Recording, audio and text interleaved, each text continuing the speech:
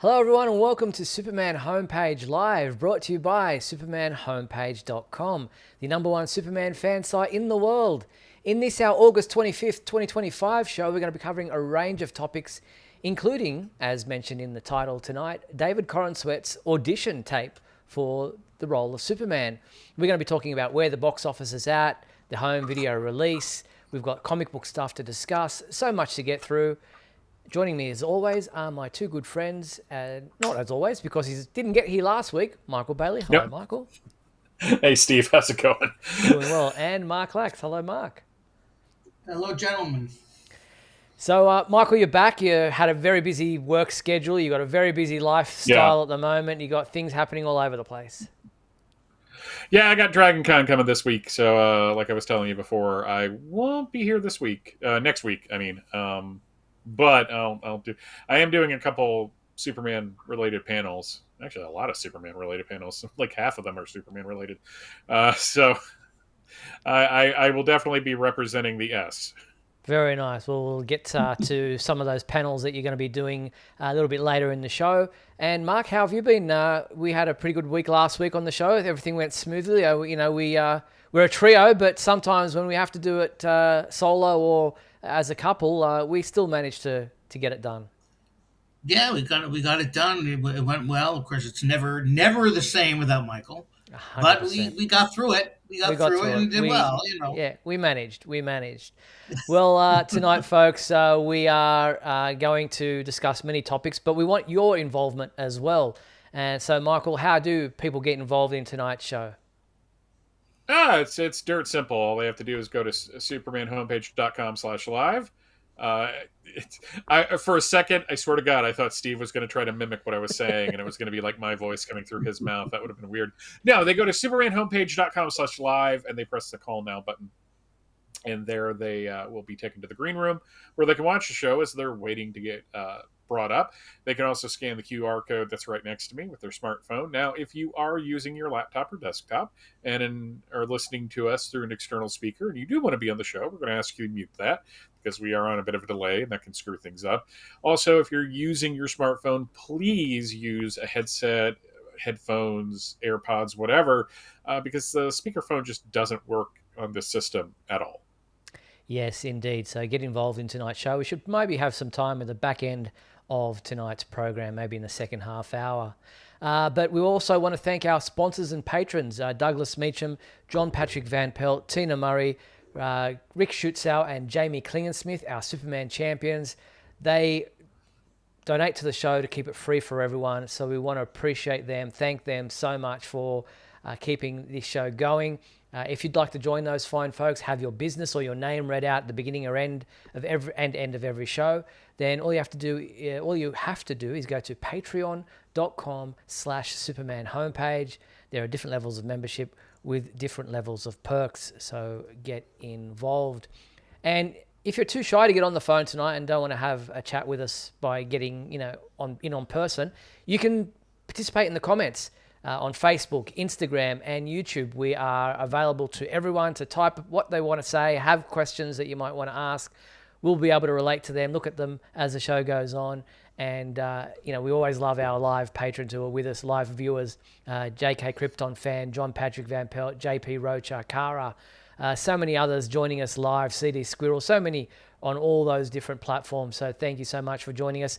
Give us a thumbs up right now. Like the show so that the algorithm knows that everybody is watching and that you can join in on this next hour of Superman Chit Chat. All right, well, let's get into tonight's topics. And we start with the movie side of things, where I wanted to talk about where we're at with the latest box office numbers. The Superman film has recently flown past the $600 million mark at the box office worldwide, which is an impressive number considering it's already out digitally in the US. So the fact that it keeps building at the box office worldwide is still an impressive feat, and it's doing really well considering where we're at in this day and age of people going to the theater. Yeah, I mean, I'm actually not surprised by that because it seems like nowadays when movies go digitally, they still stay around in the box office for a little while. And I don't know how many people actually buy the films or as opposed to renting them. But Mm. if given the choice between renting it at home and going to the theater, I'd probably go to the theater because it's about the same amount of money. Mm-hmm. Because I remember when Wicked came out to rent, it was like $20 to rent it for a night, and I'm like, wait a second. I mean, like how does that work? Mm. When I could still go to the theater on a Tuesday and see it for $6. Yeah, it doesn't make sense to do that. But yeah, I mean, do you only rent it for the one night? Is that you don't have it for a week or something? You might have it for a couple of days, but still, spending what you would spend to buy the film, quote Yeah. unquote, because digitally you're basically buying the ability to watch it Whenever as you long want. as whatever the platform has the rights to it. But yeah, it's just really strange that the rental cost is so expensive. Why don't I just spend $5 extra and buy it? But I don't, because I'm going to buy the Blu-ray that has the digital download, so I'm not going to buy it twice. Yeah, I know what you're saying. Yeah, well, sometimes I go to rent something. It's like $25, and then I look, and it's like $32 to buy it. And I'm like, well, if it's like Superman, for instance, the rental was pretty high, but it was almost as high as buying it digitally, which I did buy it digitally, but it was almost the same. And I'm like, well, if you really like the movie, I mean, just buy it instead of renting it for $25 or whatever it was. Yeah, It kind of gets ridiculous. it does indeed. So yeah, I mean, it's the best ranking top performing superhero film this year, and considering we've had quite a few in 2025, that's a pretty impressive feather in its cap. So I'm really happy that it's continuing to do well.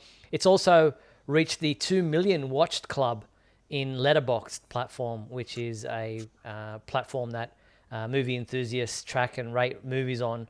And so it's reached the 2 million watched mark in 45 days.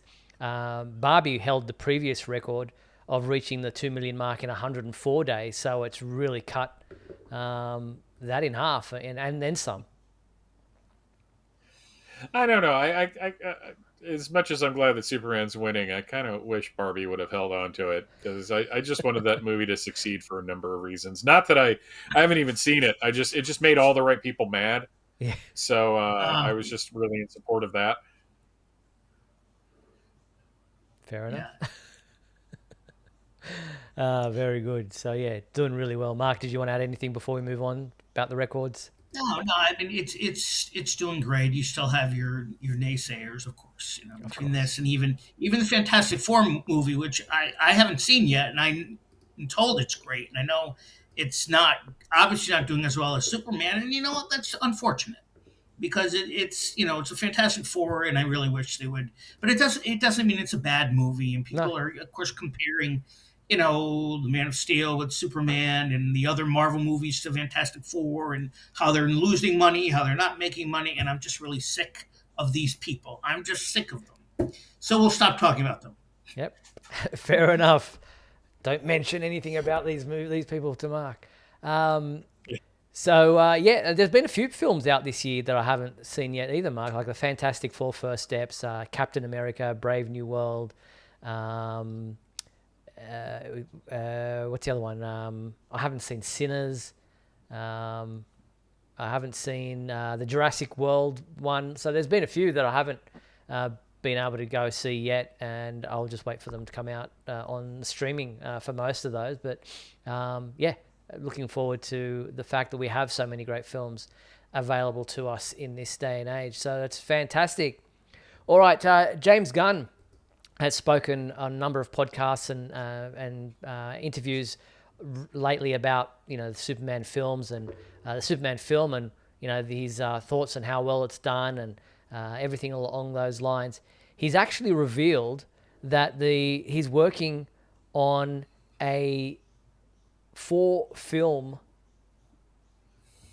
saga, Superman family saga. Here's what he had to say in an interview where, let me just see what he spoke on, I Think You're Overthinking It, where he speaks about the box office triumph and the pressures and personal touch of creation, and building a universe of characters and the future of the DC universe. So there's that where he spoke, but he's also revealed on another podcast where he spoke about this four film project that he's doing. Have a listen to this. Start like 30,000-foot view of like the universe you're creating, or do you start with like the character and build the universe around them? Does that make sense? Because I think character is always the most important part for me, but I am popping back and forth. Okay. So I am like thinking, well, what is the long-term story I'm telling here? What is the story that I'm going to tell about Superman over 4 movies? What is the story I'm telling about Peacemaker over, a number of different media? What is it? What is it that's the long-term story for these characters, and how does that intertwine with the stories of other characters, whether it's Harcourt or Eagly or, Batman, who we haven't even met yet? So what is the big story we're telling here? What's the big purpose here? So that is always a part of it. So that's interesting. He's looking at Superman over 4 films. As long as the last one is him getting rid of all the nuclear weapons, I'll be happy. It's funny because I think after 2 attempts at them trying to get a franchise of Superman films going, I have no expectation of it. Because I mean, third time's a charm, maybe, but it's just, to me, he keeps saying super family, and it's just like, what does that mean?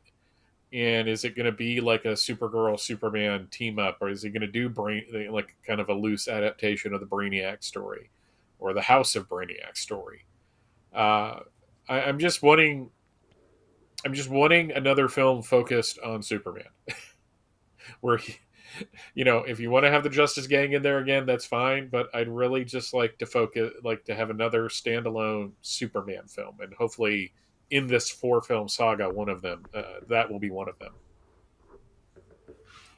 Yeah, he's dangling all these words in front of a super family, for film, and all that, and you're wondering, well, it's not going to be Superman 1, Superman 2, Superman 3. I'm hoping, like Mike said, there is, going to be a standalone Superman movie. The only other thing I could think of is, a Justice League movie or Justice Gang, whatever you want to call it. And sure, there might be a team up of him and Supergirl, but I would consider that a Superman movie. I wouldn't consider that necessarily a team up movie, because it's Superman and Supergirl, and I would consider that a Superman movie if they did that, and that would be fine.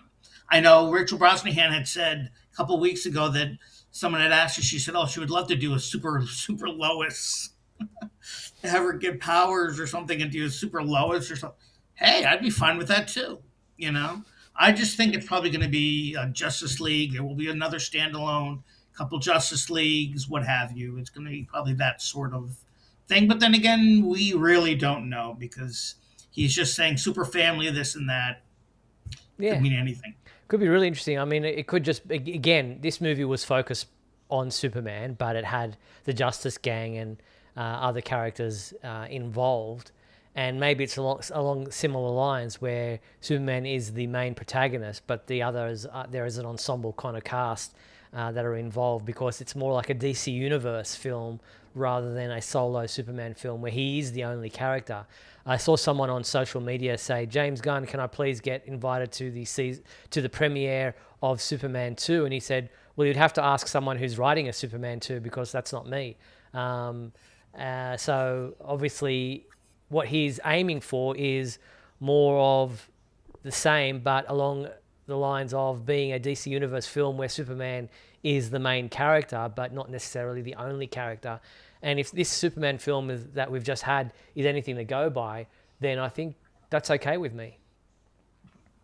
Yeah, I mean, it essentially, as long as it's a good movie, I'll be happy with whatever we get.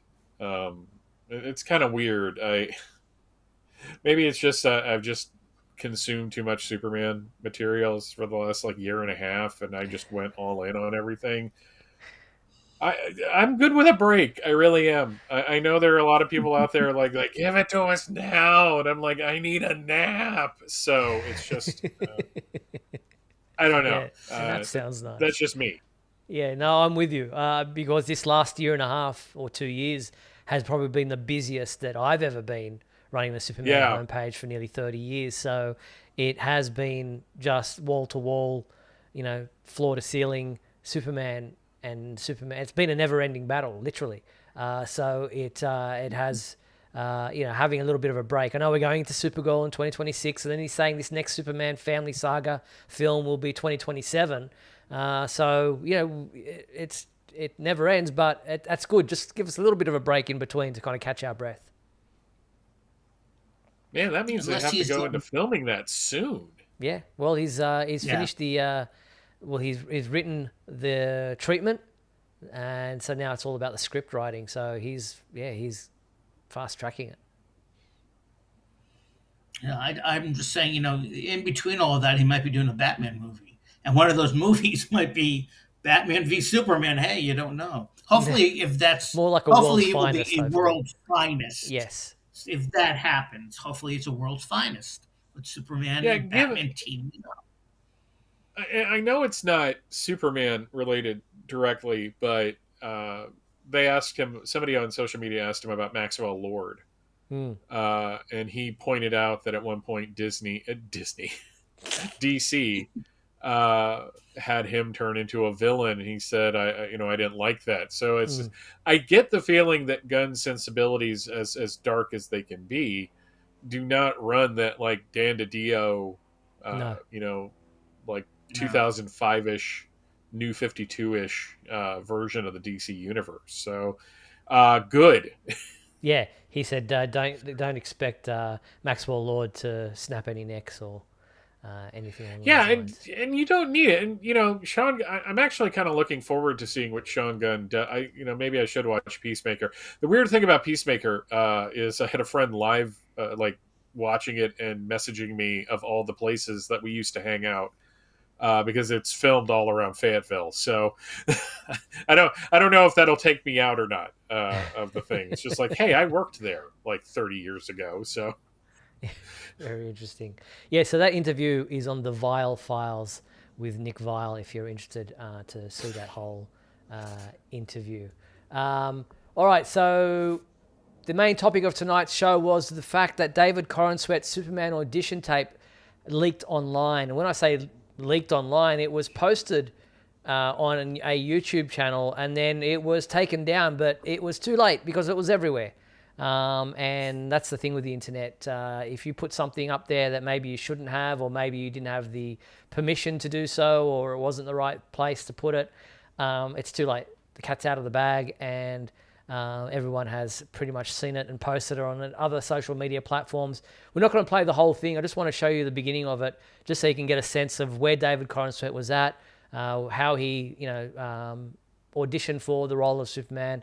And again, you can probably find it on different YouTube channels online, but here's just a little bit of David Corenswet's audition tape. I am David Corenswet, and I'm 6'4".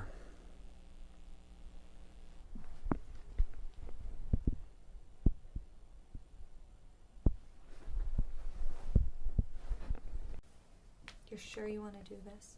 Yeah, sure. Why not? Okay. It's August 28th, 2025, about 3 p.m. I'm sitting here with, of all people, Superman. Hello. Welcome. Thank you. I'm pleased to be here. So there's just a little bit of the... it's a very similar script to what was the interview with Lois in the apartment about him going into another country and stopping a war. And it's a different version of that. It's very similar. The countries' names have changed to what's in the final film. But you can just see his mannerisms and his attempt at performing that script and that role. Very interesting. He introduced himself as being 6'4". I believe he's 6'5", but he just likes to round it down to 6'4" because it sounds better. Yeah, I mean, he's a monster of a man. It's interesting though seeing him not as beefy. It's definitely not like Christopher Reeve, who was like a string bean before he got the role, but he's still a lot thinner than he would be in the movie. Yeah, Kara73 in the comments reminds me that they said in the interview the date was August 28th, 2025, which is like this week. So it's kind of weird that they that was the date that they used in that audition script. But and I don't know who the person is opposite him. Maybe an agent, maybe somebody else, maybe a friend of his reading the part of Lois Lane. But yeah, quite interesting to see that. What did you think, Mark? Well, I right there you can tell how he's okay. I'll let's do it, and then he's hello, I'm Superman. He already at that point you can kind of tell he knows the business. He knows how to do it, and it just took a little more time for him to really kind of perfect it. But watching that, you kind of gives you the feel like this guy can play Clark Kent and Superman definitely. Mm-hmm. So yeah, definitely really interesting to see these tapes, these auditions. So again, you can find that online. He, as people are saying in the comments, he was born to play this role, and you can see that it's been something that he's always had there in the back of his mind. That many people have said to him along the way, "Oh, you look exactly like Superman," or "You look like you could play Superman." And it's funny how many of the actors who have played Superman have had that said to them over the years leading up to them actually getting the role. Yeah, but I'm sure most of the other actors that auditioned also were told that as well. Yeah, exactly. Probably so much. Kara73 says David put on about 35 pounds of muscle. He actually put on 35 pounds, not purely of muscle. That's like impossible. But he did put 40 pounds on of weight, and muscle was part of that weight. He put on 40 pounds, but not purely muscle, but 40 pounds to bulk up for the role. Yeah.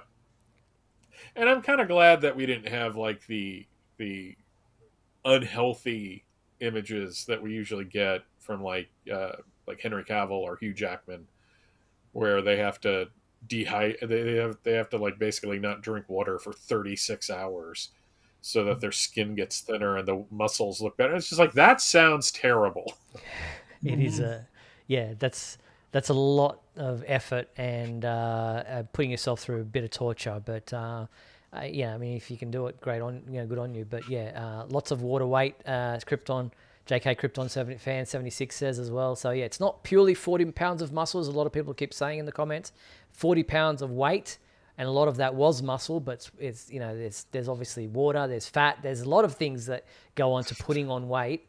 It's not just pure muscle, but need to clarify that, because it has been a fallacy that's been out there, and a lot of the headlines talking about David Corenswet's preparation for the role. And they say acting is easy. Exactly. I don't know which would be harder, trying to lose weight and put on muscle, or trying to gain weight. And I've seen Russell Crowe do roles where he's had to really look overweight, not obese, but really cram on the weight so that his face looked fat and his body looked fat. And of course he's supposed to be playing like an unhealthy lawyer kind of role where he's got a belly and all that kind of stuff. I think that would be hard, because that would be detrimental to your health, where losing weight and getting fit you'd think would be a healthy, happy type of thing, but that'd be difficult as well. I guess it really depends on your metabolism. Because if you've got, like, Grant Gustin had the opposite problem of being too skinny, and he had mental health issues because of that. So it's just he can go both ways, I guess. It can definitely go both ways. All right, so that's David Corenswet's audition tape. Really interesting to see. But this past week, Warner Brothers have put out a number of videos on YouTube that are part of the behind-the-scenes stuff that you get when you do purchase the film. Some of the digital bonus material, and that will also be included on the Blu-ray and DVD when they come out in September. One of them was Lex Luthor, Mind of a Master Villain. Have a little bit of a sneak peek at that one, if I can grab that file, which it gives you a look at how Nicholas Hoult prepared for the role of Lex Luthor. The idea of starting James and my DCU, starting the bigger story that we're telling, the universe that we're building, to start with the original superheroes seemed like the right way to go. But what we really needed were great villains. You start off on a path and give lots of different shades and light, and people go, oh, okay, that's what you can do with these truly villainous characters. So there's just a little bit of a sneak peek at the Lex Luthor video, The Mind of a Master Villain, that is available on YouTube right now for a limited time, I guess, because some of these behind-the-scenes things have been posted on the Warner Brothers YouTube channel, but then have been pulled down after about a week. So this one's a 5-minute video that you can watch on our website right now. The other one that they posted this past week was a behind-the-scenes video on the Justice Gang. So have a quick sneak peek look at the Justice Gang video that is up on our website now.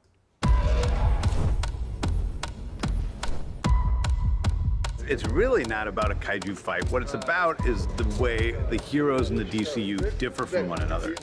The Justice Gang, they're ruthless with the way they do this. They're a little ragtag. There's no real clear leadership. I know Guy Gardner likes to think of himself as the leader, but I don't know that we respect that. What's it called again? Justice Gang. No. We're not called that. James knows very well. So there's just a little bit of that video on the Justice Gang. And as I said, those videos are up on our website. That one's a 10.5-minute video on the Justice Gang. And again, these are the bonus material items that are available when you purchase the film. Thoughts, Michael? Yeah, I like that they're releasing these, even though they seem to be taking them down. I've wanted for years, and Warner Brothers is actually starting to do it. Like, they have this library of special features from DVDs from the last couple of decades, and like, why don't you try to collect ad revenue from that? You know, I don't know if you have to pay somebody for that, but it seems like you own those things. So I like that, you know, it is so widespread, and we're getting these little behind the scenes like looks and, you know, comments and stuff, and seeing Nathan Fillion just hanging there in a wire, and the photos of them together. It's actually kind of cute. Yeah, it's cool. When they first put out the Hour documentary, and I was all set to watch it, well, they took it down, of course. But you know,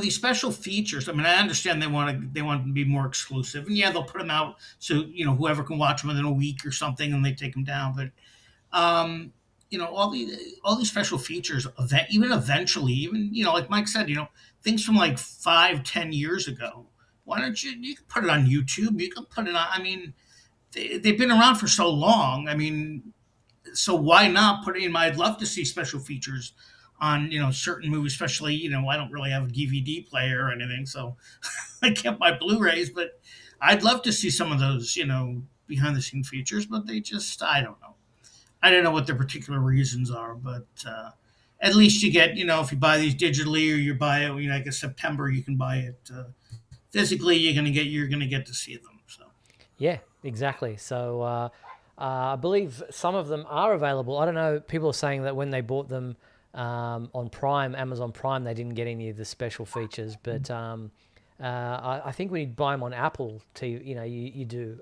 So I'd be checking with the Amazon Prime thing why that's not, because I believe that they were listed as part of the special features. It said, yeah, I mean, I haven't watched yet, but it did say, yeah, with the special features, with the, yeah, so I have, but again, I haven't watched it yet, so I'm not sure. Yep. Well, if you're in Australia like me and you've been waiting for the digital release, it's today. The film is being released digitally in Australia today. It's available now. I looked online. I haven't purchased it myself because, like you guys, I looked at it and I was like, what? How? What? 26, 20, whatever it was. I was like, why? I'll just wait for the Blu-ray kind of thing, and then I'll have it physically and I can watch it whenever I want and not have to purchase it again if for some reason, Apple the subscription or whatever decides to go away. It's just like, maybe I'm just old school that way, but I prefer the physical media. It's available today. I've loved some of the little promos they've been putting up about the movie being available digitally across different social media platforms. And I mean, a very simple one was this, but let's have a look at it. This was the digital one they put up just the other day.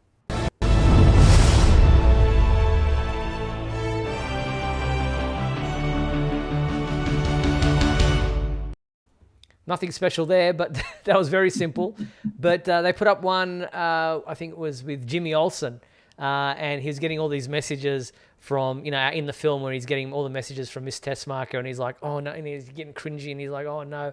And then he gets one from her that says, Superman is available digitally, and he's like, yes, in that part of the film where he's actually excited about the fact that she sent him those files. So it's kind of funny how they've used that as an edit to announce that the Superman film is now available digitally, and seeing Jimmy's reaction to that. So, available digitally across the US, Australia now, and I'm sure other places doing that right as we speak as well. So, and it says that it has the Adventures in Making Superman, which is that hour-long documentary, Mark, that you mentioned. There's the Lex Luthor, the mind of a master villain, the Justice Gang ones that we just showed you there. There's another one called The Ultimate Villain. There's Crypto Tunes, the music of Superman, Breaking News, The Daily Planet returns, recreating the iconic newspaper, Pause to Pixels, the Crypto is Reborn documentary. So there's lots of different ones in there that are part of the bonus material special features. So make sure you check it out if you are so inclined. All right. What else is there on the movie side of things? Also, while we're mentioning Australia, the Roadshow Films in Australia, who is like one of the distributors for Warner Brothers, giving Australian fans a chance to own all 4 classic Christopher Reeve movies digitally. Where is that graphic for me to show you? Right there. There it is. So relive the classics, win the Ultimate Superman Marathon Digital Collection, buy or rent it at home now. So that is available digitally as well in Australia. But to enter the contest, you have to follow @Roadshow on Instagram, like the competition post, tag a friend in the comments, and you go into the draw for that contest, which you can be sure that I did. Hopefully I'll win. I'll let you know. What? Don't you? What? Never mind. I'm not even going to ask. I'm not even going to ask because I figured you had these things already. Why would you? No, I don't have them digitally. Actually, I haven't. You I've got them on, really? No, Wow. I've got them on Blu-ray and all that kind of stuff. But like I said, I'm old school that way for some reason. I just haven't got a lot of digital downloads available to me. But it is what it is. All right, we're going to take a quick break. We're just over the halfway mark of tonight's show. So we're going to take a quick break, play some messages, come back on the flip side. We've got our regular monthly and weekly segments to do right after these messages. So don't go anywhere. Plenty of your input right after this. We'll be back in a moment with the exciting climax of today's episode. So stand by.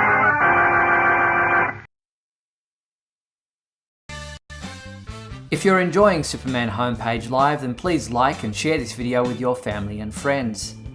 Also, if you'd like to subscribe to our YouTube channel, then you can click on the bell to receive notifications whenever we post a new video. You can also join our YouTube membership program, just click the join button below. Or you can become a patron and support our website by going to patreon.com/Superman Homepage.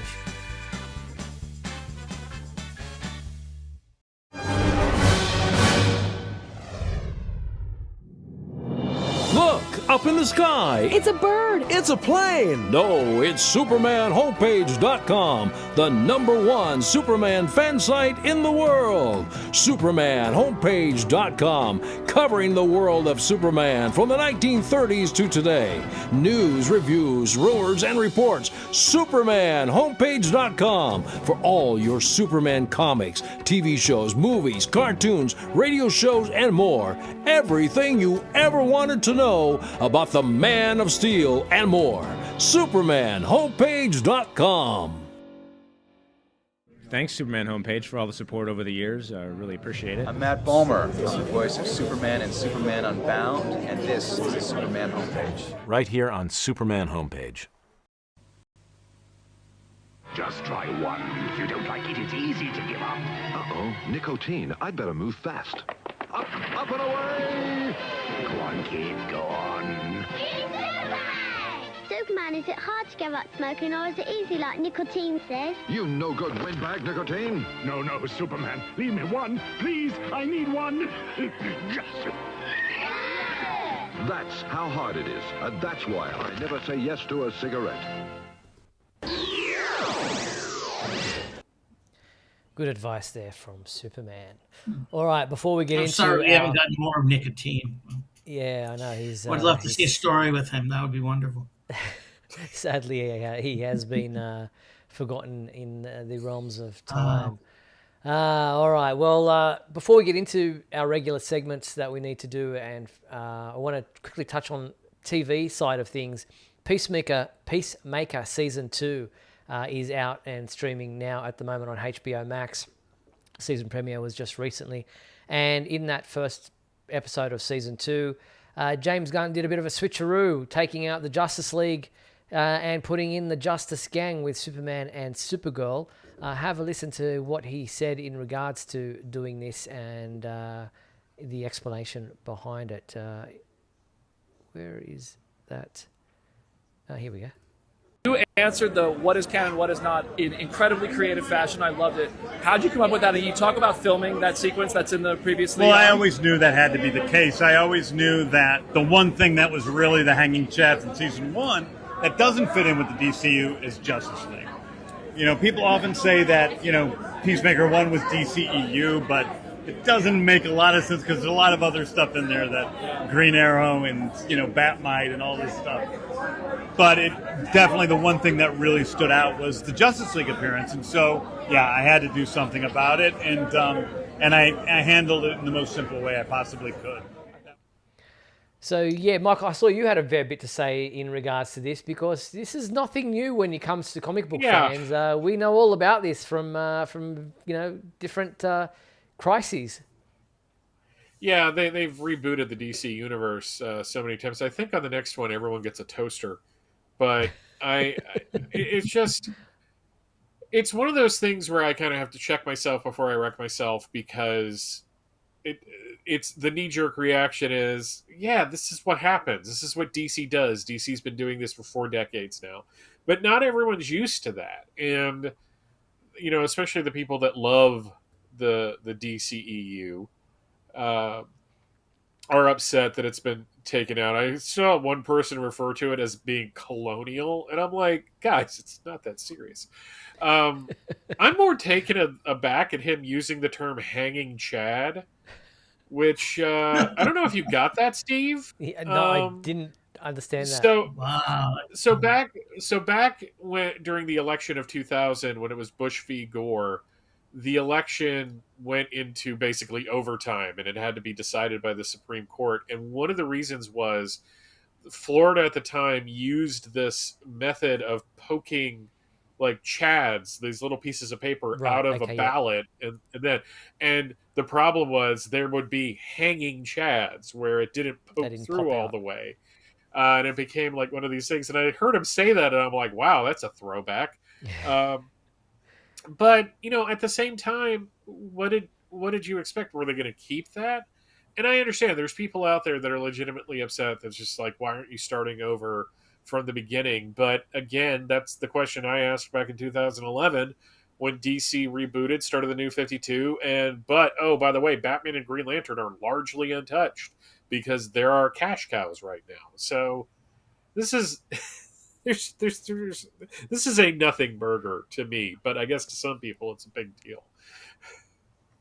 I'm confused for a second because I haven't watched either the Peacemaker first season or second season, and I do plan to change that. But so I know the last episode had the Justice League. So you're telling me they took the last episode with the Justice League and switched it with the Justice Gang? Is that what we're talking about? Yes, pretty much. Yeah, Couldn't the they have previously on. Well, I mean, couldn't they have just left that and then the first episode now have the Justice Gang because everything? I don't know if it would. You'd have to watch it to be able to understand it. I guess it's kind of like there are multiverse, so I guess. I don't. Yeah, I haven't watched it, so I don't know how they did it. But I knew the Justice League was in the last episode. Yeah. So they've retconned that in a way. It's kind of like and like I said, probably for the best. Yeah, nothing new for comic book fans. We've been through that many confused times. as to how they did it. Okay. Yeah, so I guess you have to watch it. Like unlike you, Mark, I haven't seen either season yet, so I can't really answer to that other than to say that they've retconned it and made it a different take. All right, let's get into our regular segments. Let's jump into let's do the monthly one, the Super Secret Sound-Byte. Only one thing alive with less than 4 legs can hear this frequency, Superman, and that's you. All right, so last month, this was our sound. Have a listen. Well, all you have to do is just put away part of your allowance or your odd job money and put it in United States savings stamps at school. Those dimes, quarters, and dollars add up mighty fast, especially when you buy them every week on stamp day. It was a long one, so it kind of gave itself a little bit away, but still, we only had 3 people guess where that was from. Who were they, Michael? They were, I have to scroll all the way down, they were J.P. Rocha, Luke Lizalde, and Wonder. Yeah, well done. Congratulations to those 3 people for guessing where in the world of Superman that sound came from, which was the public service announcement episode, Stamp Day for Superman, starring, of course, George Reeves. Which fell into a weird legal limbo for a long time where it fell out of copyright. So so when they would do like videos back in the late 80s and then the 90s where they put these cheap videos out of like the Superman animated, the Fleischer shorts, they would throw this on it because you could and not get in trouble. So there you have it. All right, so here is our new Super Secret Soundbite for this coming month. See if you know where in the world of Superman this sound comes from. Superman has assumed the disguise of Clark Kent. Do you think you know where in the world of Superman that sound comes from? It's kind of pretty easy. I think you should know where it is from. If you do, all you have to do is go to the Superman homepage website. Under the contact menu, you will find the Super Secret Soundbite entry form. Send your entry in. We will read out the names of each person who guesses it right when we return to this segment at the end of September. So get involved in the Super Secret Soundbite. All right, let's jump into a heavy, long, fan favorite segment of the show.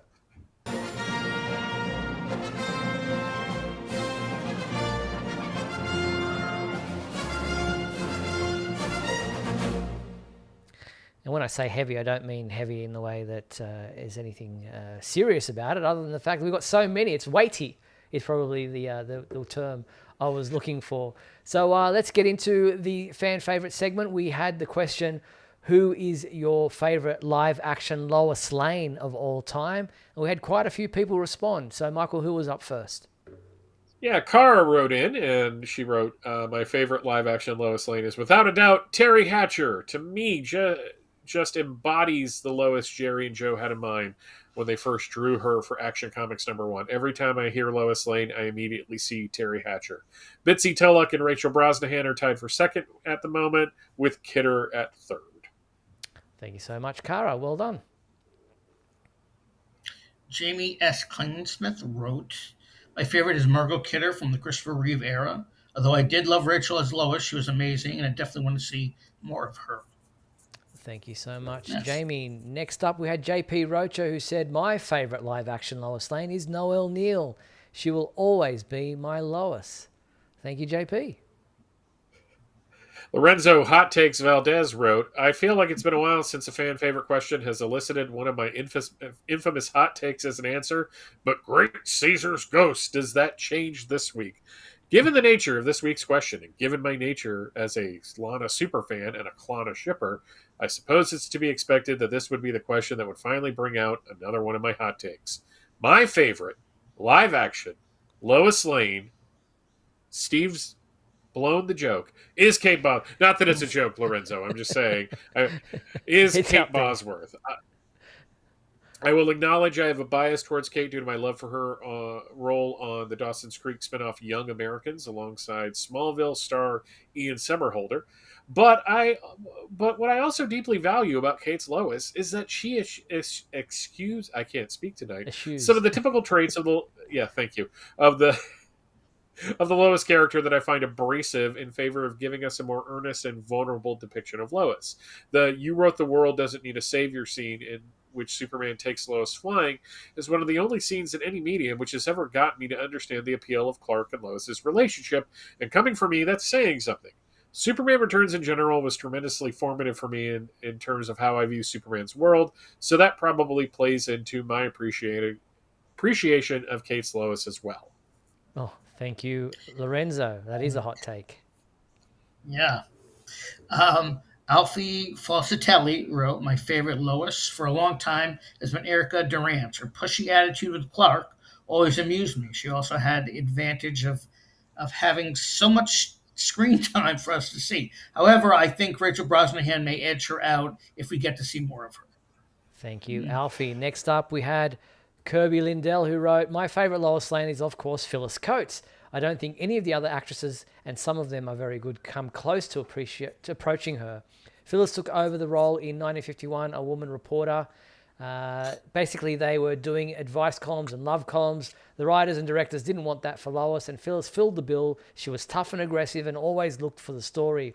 She was so far ahead of her time. She wasn't lost in her love for Superman. She wanted her career. She wanted to be the best, and she was tough, and I don't think any Lois was as tough as her. And of course, absolutely nobody came close to that scream, the best screen ever. I'm really sorry that she didn't do more than the first season, but they really did change the direction of the show from a tough crime show to something more appealing to children. Although season 2 was a transitional period, I think she could have handled that well. I think Rachel was fantastic in the new movie and could tell that she was a tough reporter, and Elizabeth on the TV show was excellent as well. But I'll always be Phyllis for me. Thank you very much, Kirby.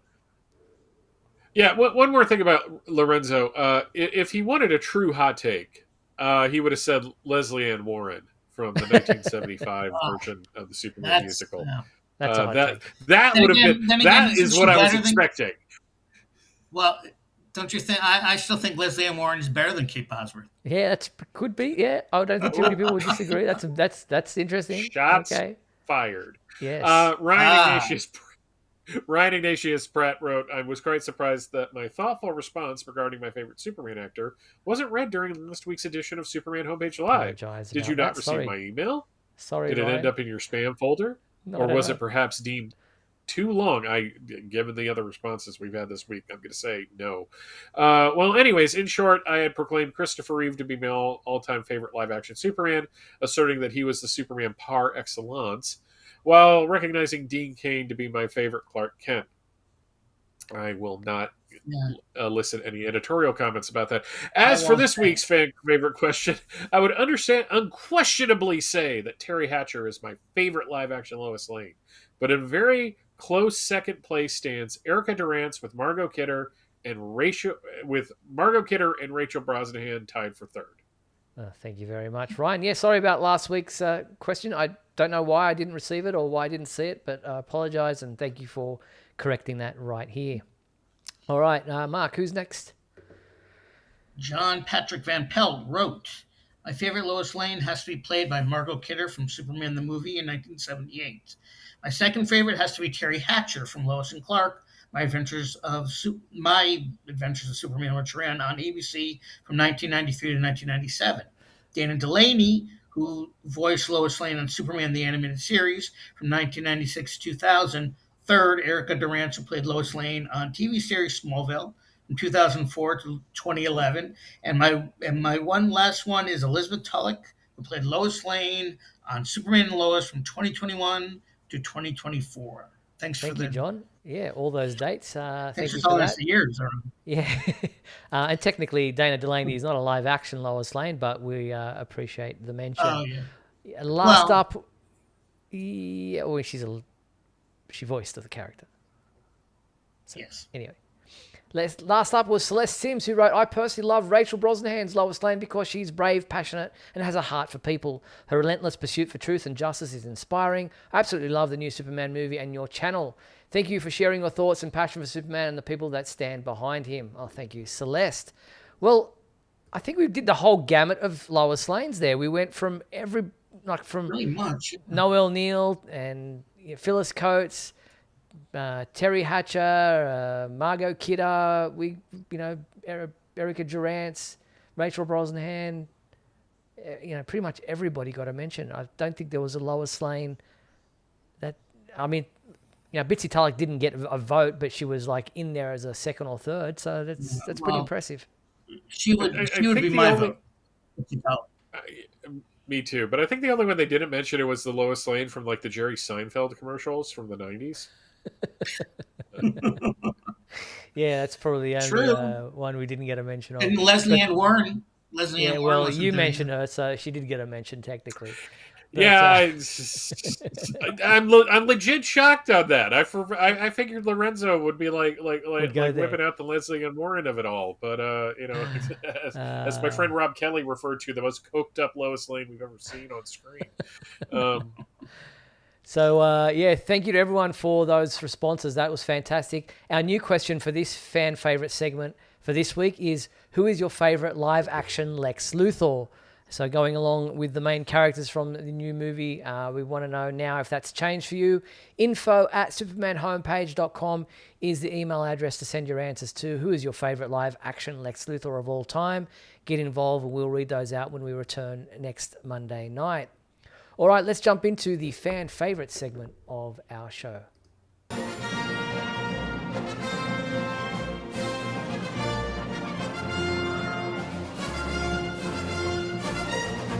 We've done that one. Let's jump into This Week in History.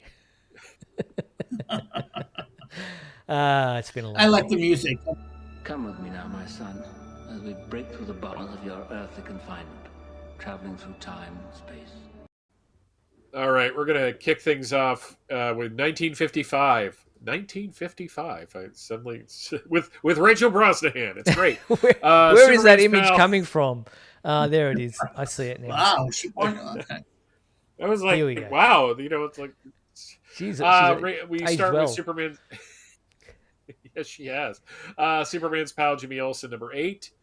We also had Action Comics number 209. Oh wait, it occurs to me with that Jimmy Olsen that's very much like from the new movie. Yes, he was Jimmy Olsen, quite the ladies' man. We have Action Comics number 209, which has a fun cover, and Adventure Comics number 217 in 1965. We have another issue of Action Comics, a lot of Action Comics this time, folks. Number 329, where Superman goes woke with his shield. We also have Adventure Comics number 337. Thanks, folks. I'm here all week. Tip your wait staff. Try the veal. Which has the wedding of Lightning Lad and Saturn Girl, but I don't think they really got married there. We also have Superman's pal Jimmy Olsen, number 88. Where Jimmy's singing again. Good Lord, man. Jeez. They really did way too much with him in that book. 1975, we have Action Comics number 453, which has a very funny cover. Only in comics can a mask like that actually work. In 1985, another issue of Action Comics number 573, the return of J. Wilbur Wolfingham, who is basically W.C. Fields as a villain. We also have Crisis on Infinite Earths number 9, which has Lex Luthor right there, front and center on the cover. And DC Challenge number 1, which was an interesting series that DC published starting in 1985, where basically a writer would write an issue and at the end leave on a cliffhanger that the next writer had to figure out. So it's a very strange series. Jumping ahead to 1995, we have Adventures of Superman number 528. That's a fun little quiet issue. And Steel number 20. We're getting closer to the what is his name? He was Jim Owsley, Christopher Priest run. This is one of the most 90s issues of that entire book, just to let you know. In 2005, we have Adventures of Superman number 643. Speaking of killing Maxwell Lord, this is one of the aftermath issues of the Sacrifice storyline, where Wonder Woman did indeed kill Maxwell Lord. We also have JSA Classified number 2, where Jeff Johns did the very daring thing of finally revealing Power Girl's post-crisis origin, and it's that she is the Earth 2 Power Girl. It's kind of an interesting way to go. And Teen Titans number 27, which was famous because it was drawn by Rob Liefeld. And then in 2015, we have Deathstroke number 9. They were really wanting Deathstroke to team up with Superman around this time, weren't they? Justice League of America JLA number 3, and we have Justice League 3001 as well, which has a Superman. This was that Brian Hitch series that no one read. I'm sure we covered it, but and the funny thing is that tied into the death of the New 52 Superman. And we have Justice League Gods and Monsters number 3 and Superman number 43, continuing the Truth storyline. That's actually one of the more ugly and yet cool covers from John Romita Jr.'s run. In the real world, on August 24th, which was yesterday here in the States. It was actually yesterday in a lot of places, but still. Sorry, Steve's on the 26th already. That's why I'm saying that. Superman number 82 was released in 1993. That was the issue where Superman finally came back and was in costume and everything. On August 26th, Eric Valdez, who from Superman and Lois was born in 1979. Kyle Cushing. August 28th, Jordan Elsas, another Superman and Lois, who was Jonathan in seasons 1 and 2, was born in 2001. And on the same day in 1917, Jack Kirby was born. And we're going to end on a sad note, folks. August 30th, Glenn Ford passed away in 2006. Yeah. And that is This Week in History. Thank you so much, Michael. Yes, a big week in different things that happen over the decades for the world of Superman. Thank you very much for that. I want to draw your attention to a couple of quick things before we wrap up tonight's show. There is a great video up on from Fourth Cone Restoration on restoring a rare 1950s Atom Man versus Superman 6-sheet movie poster. It's up on our website now if you want to check it out. That's really interesting, the way they go about restoring these old posters and how they do it. It's quite a good view. So make sure you check that out. DC Comics obviously are moving forward with DCKO. There's some details on our website about that massive crossover event and all the details on the first issue. If you're in the US, the US Mint has launched a new Superman comic book coin and medal series. So that's something to look out for on our website as well. Here in Australia, there's some new Superman stamps available. Timex have come out with a new Superman limited edition watch for the new film. And there's also a Superman Cyber Arcade console game that's from Lexibook, which has it's a little handheld controller thing that you play some Superman games and other games that is available now as well. So lots to enjoy in the world of Superman this past week. So that pretty much wraps us up for tonight's show. Want to thank my two co-hosts, Michael Bailey. Thank you, Michael. Pleasure as always. Have a great time at DragonCon. Do you want to quickly rattle off some of the panels you're doing? Yeah, on Thursday, I'm going to be doing a Superman movie compared to Superman and Lois Season 4 at 7 o'clock. On Friday, I'm moderating a panel of psychologists and psychiatrists. The panel's called Superman Needs a Therapist. Saturday, Rebuilding Legends Superman, which is going to be talking about the new movie and how it's rebooting the character. And Monday is battle. We got Clark and Lois, Battle of the Iconic Power Couples at 10 a.m. and 85 years of Lex Luthor at 2:30 to close out the con. Wow, busy boy. So make sure if you are at Dragon Con this weekend that you check out Michael's panels and make sure you go up and say hello to him. And we'll see come photos. Up, say hi. I don't bite. Yeah, exactly. And thank you, Mark. Thank you very much. Thank you, gentlemen. All right, well, that is the end of our episode for tonight. I want to thank everyone who tuned in to Superman Homepage Live, who spent the past hour with us. Thank you so much for being part of the show. A huge thank you to our sponsors and patrons, Douglas Meacham, John Patrick Van Pelt, Rick Schutzauer, Jamie Klingensmith, and Tina Murray. And if you want to sponsor the show, remember, head to patreon.com/Superman Homepage. The complete 1 hour video of tonight's show will remain up on our website and on our YouTube channel. If you want to check it out all over again, maybe you tuned in late, missed part of the show, you can do it all over again at those two locations. But we'll be back. Michael won't be, but Mark and I will be back next Monday, September 1st at 7:30 p.m. Pacific time for another edition of Superman Homepage Live. We hope you'll join us then. Until then, be sure to check out supermanhomepage.com for all your daily news updates on everything surrounding the Man of Steel. I'm Steve Eunice. On behalf of myself, Michael Bailey, Mark Lax, thanks for watching Superman Homepage Live, brought to you by supermanhomepage.com. Good night.